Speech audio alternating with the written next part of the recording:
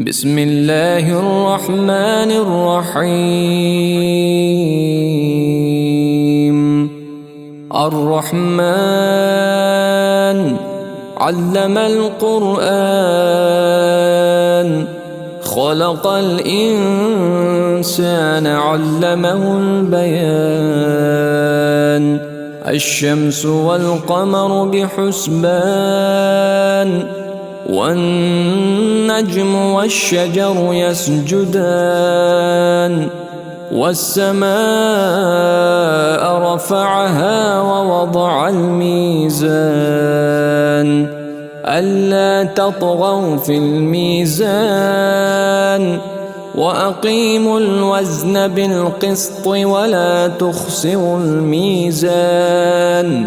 والأرض وضعها للأنام، فيها فاكهة والنخل ذات الأكمام، والحب ذو العصف والريحان.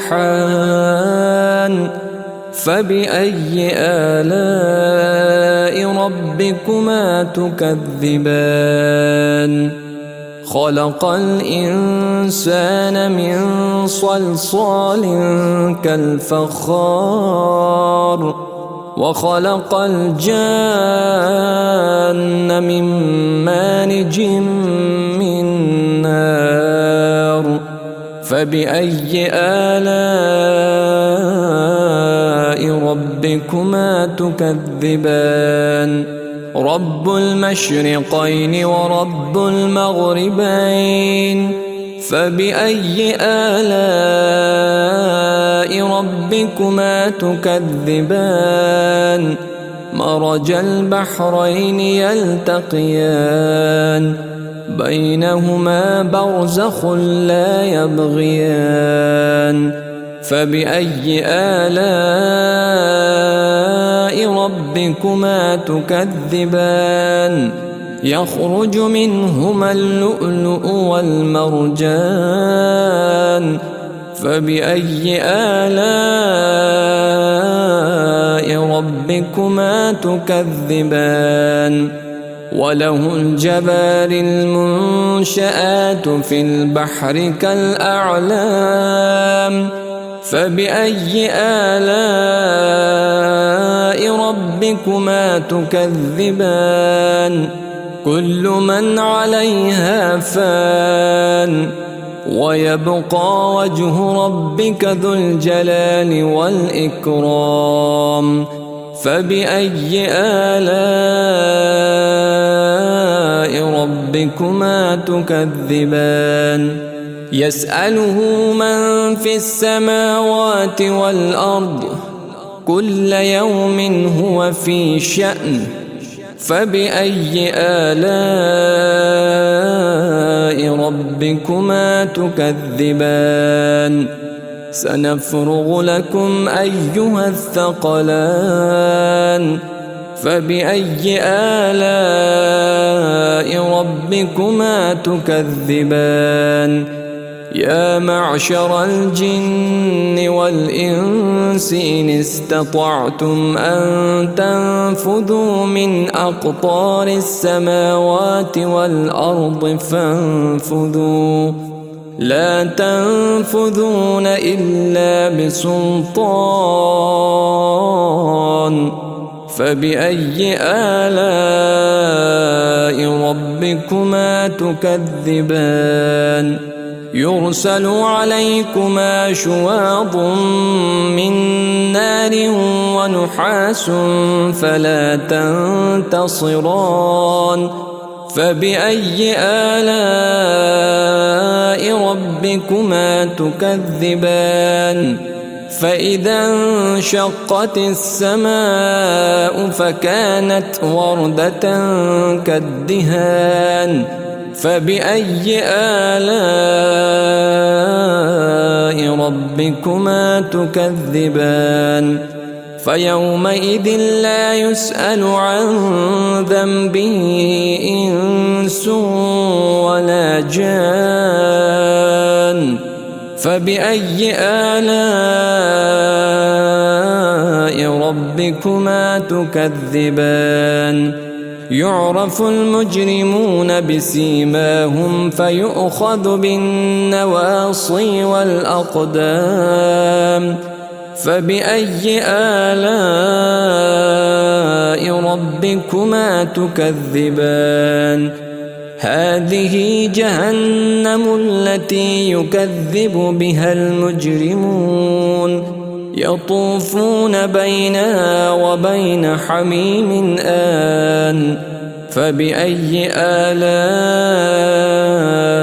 ربكما تكذبان ولمن خاف مقام ربه جنتان فبأي آلاء ربكما تكذبان ذواتا أفنان فبأي آلاء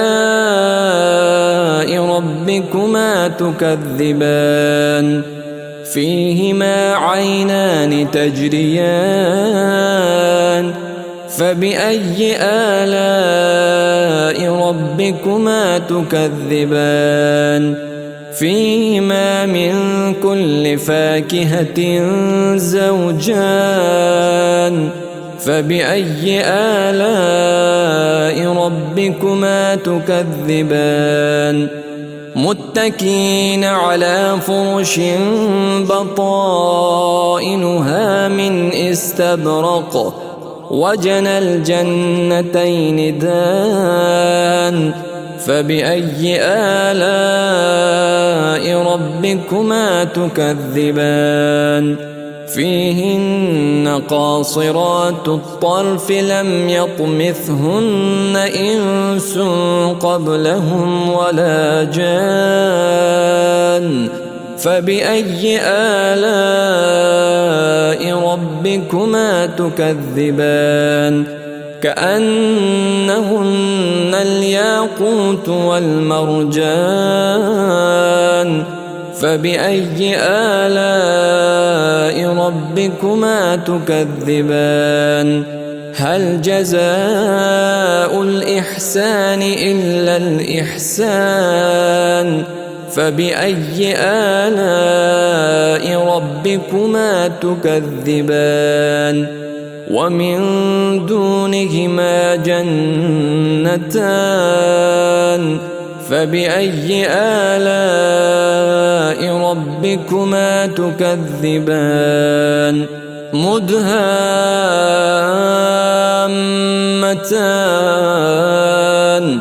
فبأي آلاء ربكما تكذبان فيهما عينان نضاختان فبأي آلاء ربكما تكذبان فيهما فاكهة ونخل ورمان فبأي آلاء ربكما تكذبان فيهن خيرات حسان فبأي آلاء ربكما تكذبان حور مقصورات في الخيام فبأي آلاء ربكما تكذبان لم يطمثهن إنس قبلهم ولا جان فبأي آلاء ربكما تكذبان متكئين على رفرف خضر وعبقري حسان فبأي آلاء ربكما تكذبان تبارك اسم ربك ذي الجلال والإكرام